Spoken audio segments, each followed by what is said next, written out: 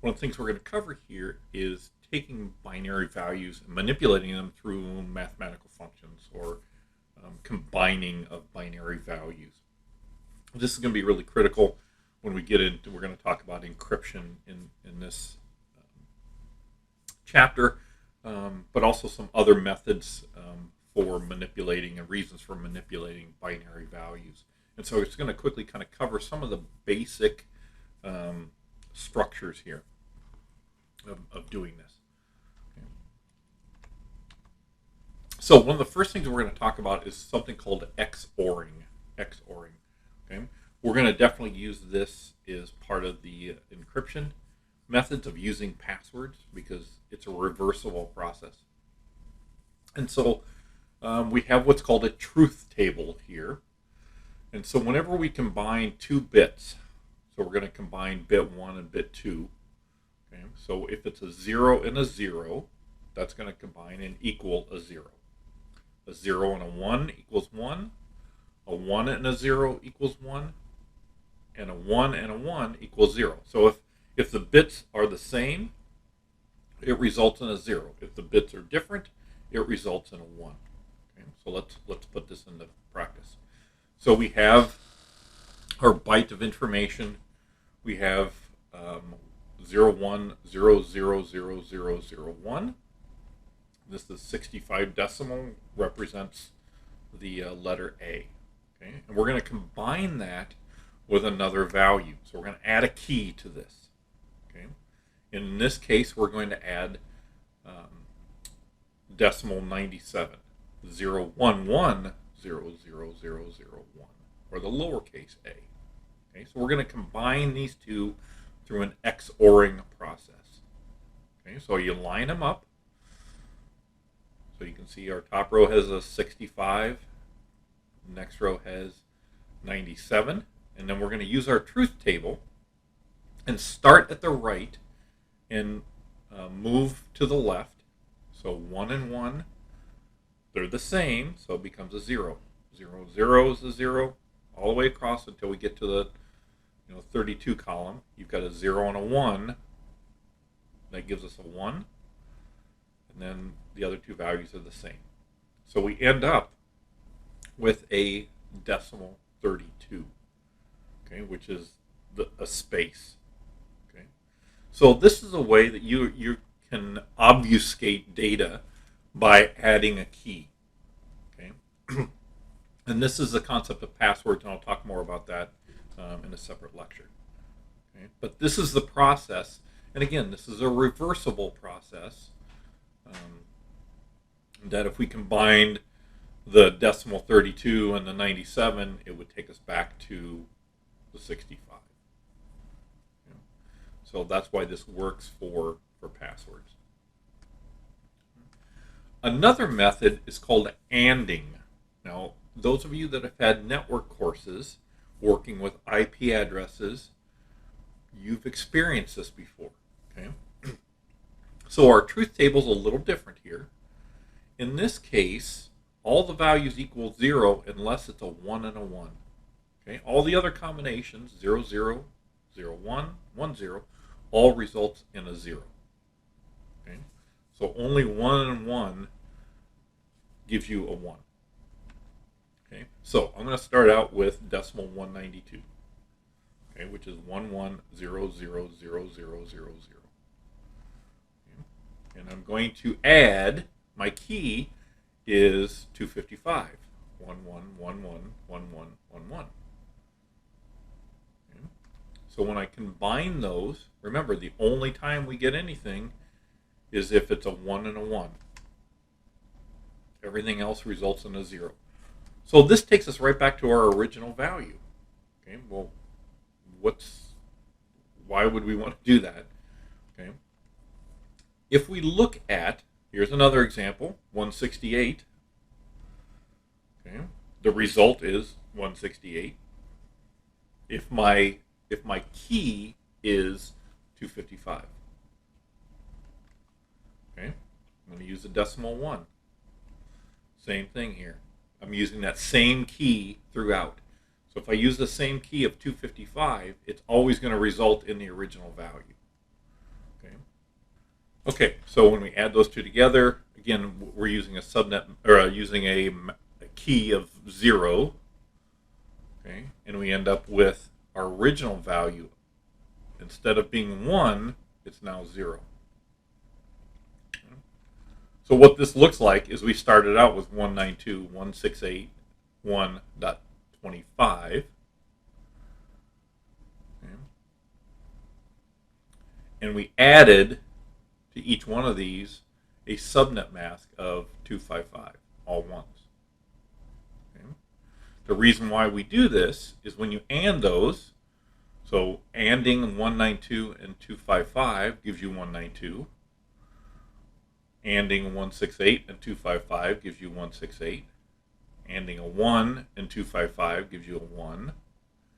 ANDing a 25 and a 0 gives you a 0. Okay. What this is doing is it's showing you what the network portion of the address is. Okay, so our network, our subnet, is 192.168.1 and then any other value. This portion that's not masked by the 255, by all the ones, is our host portion. Okay, that tells us that we can have, from 1 to 254 for hosts. Okay, computers or, any other devices, your phones, everything else. Okay, so this is where we're using the ANDing process, is when we're using subnet masks. Okay, and there are other reasons why you'd want to use that, but this is the most common area where you're going to run into that. Okay, and again, we're not going to go down that whole route of subnetting into different values. That's a whole nother lecture and network process that we're not going to get into here. But I'm just showing you what the combining of binary values is used for. Okay. Now we're going to get into the math, the adding. Okay, not ANDing, this is adding. And so in this case on our truth table, if we do a 0 plus a 0, you get a 0. A 0 plus a 1 is a 1. A 1 plus a 0 is a 1. Okay. And these make sense. I mean, when we're dealing with decimal values, zeros and zeros equal 0, and 0 and a 1 normally equals 1. Okay. Here's our difference. When you get a 1 plus a 1, okay, it's shown as a 1, 0. That's not a 10. That's a 1, 0. We're going to carry this 1 to the value to the left. Okay, remember we start combining on the right-hand side and we move left. So when we combine a 1 and a 1, we're going to carry this 1 value to the next, to the left. Okay, and I'll show you that here. Okay, so here we're going to take our 65. Okay, 0, 1, 0, 0, 0, 0, 0, 1. And we're going to add 97. Okay. So we have a 1 and a 1. We put down a 0 here, and we're going to carry the 1. So now we have a 1 and a 0. That gives us a 1. 0 and 0 is 0. 0, 0 equals 0. 0 plus 0 equals 0. 0 and 1 equals 1. Here we have a 1 and a 1. So we put down a 0, and we carry the 1. And now we have 1 plus 0 is a 1. Okay. 128 plus 32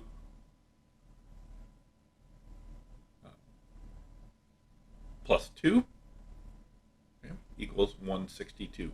And again, you confirm that 65 plus 97 is 162. Okay. So this is how we do that in a binary fashion. Okay. Subtracting, similar. Okay. 0 minus 0 is a 0. Okay. Now, a 0 minus 1, we actually have to borrow a 1. So it's 1, 0 minus 1 equals 1. Okay. So in the case of a 0 minus 1, we're actually going to borrow a value, make it a 1, 0. And we're going to subtract the 1, and that gives us 1. Okay. 1 minus 0 is a 1, again, just like in decimal values. And a 1 minus 1 is 0, just like in decimal values. So that's very intuitive. It's just the borrowing, which is something a little different. Okay. So here I'm going to take 161, and we're going to subtract 97. Okay. So I have a 1 minus 1 equals 0. A 0 minus 0 equals 0. Okay, all the way across here. 1 minus 1 is 0. Now here we've got a 0 minus 1. So I'm going to borrow this 1 from right here and move it over here. Okay, just like we do in normal subtraction. You're going to carry the 1 over here and subtract it, and it gives us a 1.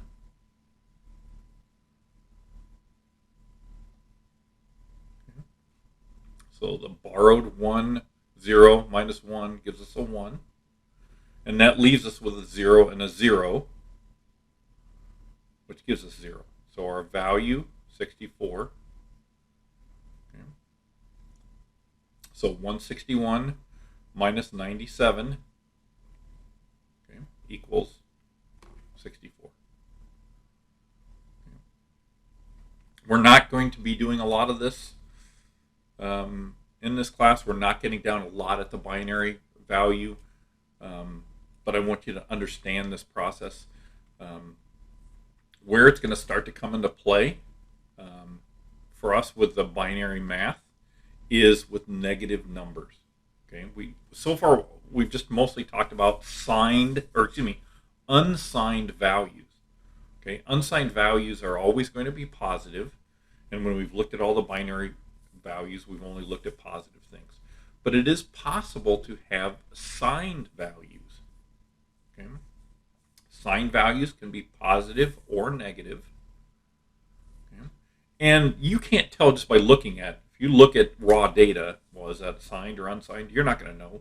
The programmers, when they set up and define values, when they put their definitions for their variables, they're deciding whether it's signed or unsigned. Okay.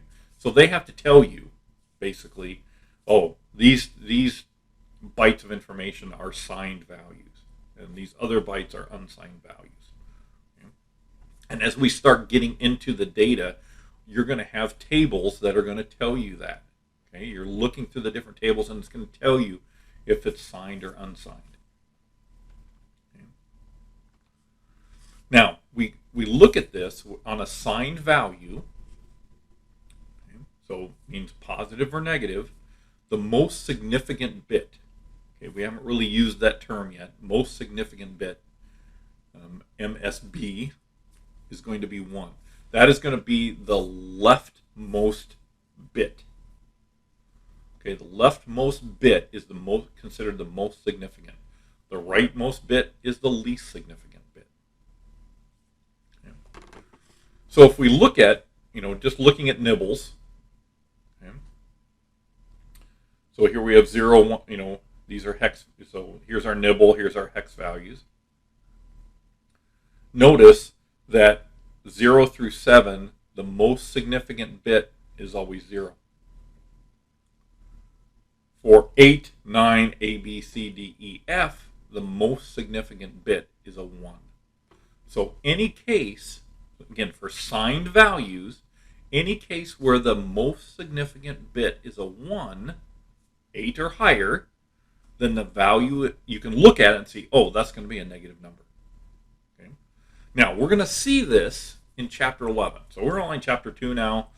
We don't need to worry about this a whole lot. We'll get back to this, and I'll remind you of this process when we get to Chapter 11, but it's going to be important when we get into NTFS. Okay. And when you're looking at numbers and thinking about it, okay, on as far as what's signed or not signed, think about what the data is that you're looking at, what it represents. So, for example, if it is your age, okay, so this is a value for how old you are. Okay, can that be a signed value?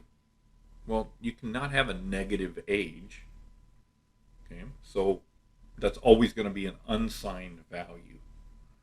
Okay, but some things, like let's say your net worth, okay, that could be a negative value. You don't want it to be a negative value. You hope your net worth is not a negative value, but it's possible, right? You can be in debt so far that your net worth is a minus, whatever. And I can remember those days um, early on where my net worth was definitely a negative value. So, but think about what that data is, what it represents, and it can kind of tell you, oh, is this going to be a signed value or not signed value? Okay. So, how do we determine these negative values? So, let's say I want to represent a negative 65. Okay. We use a process called 2's complement to represent to show a negative 65. Okay.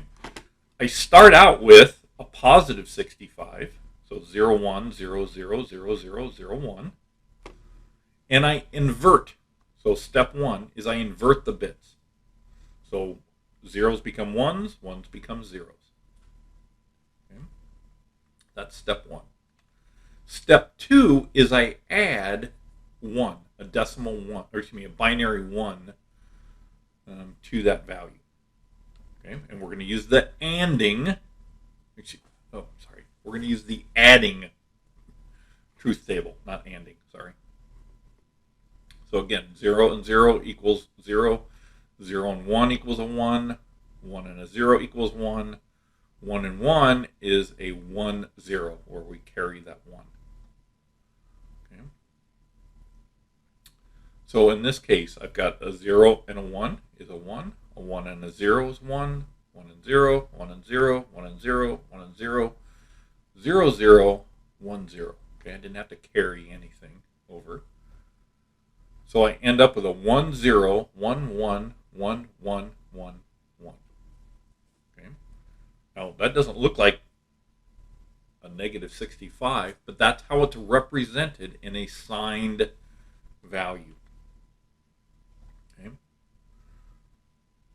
Because you're looking at something 128 plus 32 is 160, 176, 184, 188, 190, 191. Okay, if this was a unsigned value, this would be decimal 191. Okay, but since it's a signed value, it is calculated as minus 65. Okay? And I know that gets really confusing, but luckily we have calculators to take care of that. So I'm not going to be asking you to manually figure out large negative numbers or anything like that. Okay? And we can do this. I'm going to show you just on Windows Calculator. Windows Calculator doesn't do signed values, but I can show you how you can force it to show the right method. Now, a lot of the hex viewers will show you signed values.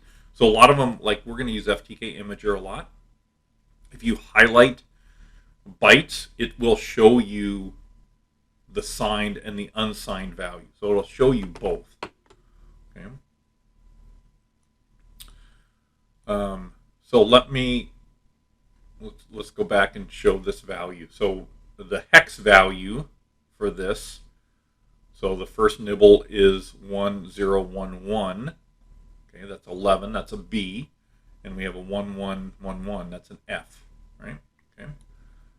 So if I were to show you in hex, if I put in a B, F, see it shows me a decimal value of 191. That's what we calculate. But we want to show this as a signed value. Okay? To do that, I have to pad the beginning of this hex with FF, all ones. And I'm going to change my value to a word, which means 2 bytes. Okay. So again, this is kind of a cheat way on Windows Calculator by padding with FF. So if I do FF BF, you will see it correctly calculates it as a negative 65. Okay, and remember from the book, a word is 2 bytes. Okay, so that's why we're padding. We had to change that to a word, saying I'm going to put 2 bytes in here, and I'm going to pad it with FF, and it gives me the correct value. Again, we're going to be using a lot of hex editors, which will correctly calculate this for you. But this is another way that you can use that. And many other hex calculators and hex editors will do signed values for you. But this is a kind of a quick, easy way that you can do that calculation. Okay. So that's binary math. We have XORing, we have ANDing, we have adding and subtracting, and then we use the 2's complement, which combines inverting bits and adding to show our negative numbers. Okay? And this will be helpful as we go along.